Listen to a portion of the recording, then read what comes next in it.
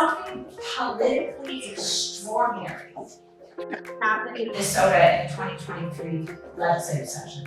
I mean, the trifecta in Minnesota has demonstrated what it means to legislate for those with the greatest need, but also the fact that you can move with urgency. These leaders didn't sit there with the power that they had been given by their citizens. They didn't sit there and say, oh, we should be careful. They knew that behind them were millions of Minnesotans that wanted them to take action, and that is what they did. And I am so proud, not only to be from Minnesota, but to be part of that action in our democracy, to represent people who are living in the margins, to move the needle for a better tomorrow. I'm going to give you a list just off the top of what just passed in the 2023 legislative session. Paid family and medical leave, child tax credit, universal school meals, earn sick and save time, historic investments in childcare that focus on childcare teachers and workers. The governor, he continued to lay out the same vision he's been talking about making Minnesota the best state in the nation to raise a family. What's different about this time is that the public was listening in a new way.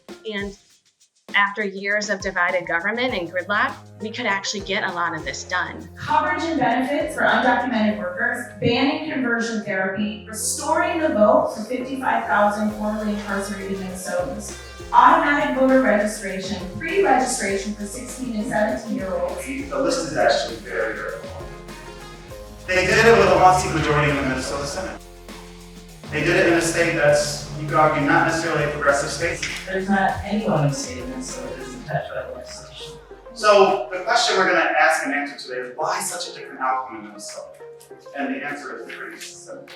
It's powerful and ground up. Perfect timing, sun is shining, nothing more I need. They say you get what you organize for. And truly, that is what's happening in Minnesota.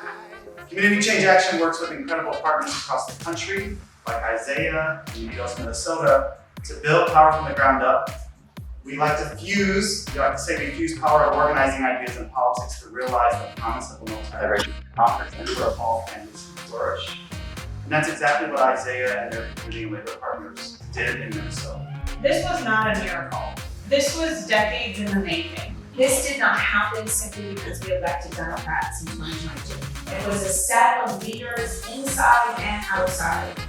We took the responsibility to build the conditions. We did that by building independent political power and developed the largest political operation, predominantly led by immigrants and non-voters. And a lot of the work that we did in the first year was about building solidarity. It's hearing about your differences, it's understanding what it means to every single affiliate in the state of Minnesota. What's important to you? What are the things we can do together? We came to a place of understanding and brought examples of other states that work for everybody and have those conversations. And does that not give you hope for our democracy? Right. All right, the success is here to go out and continue the organizing that we have to keep on doing to make sure that this country lives up to its promise. Thank you.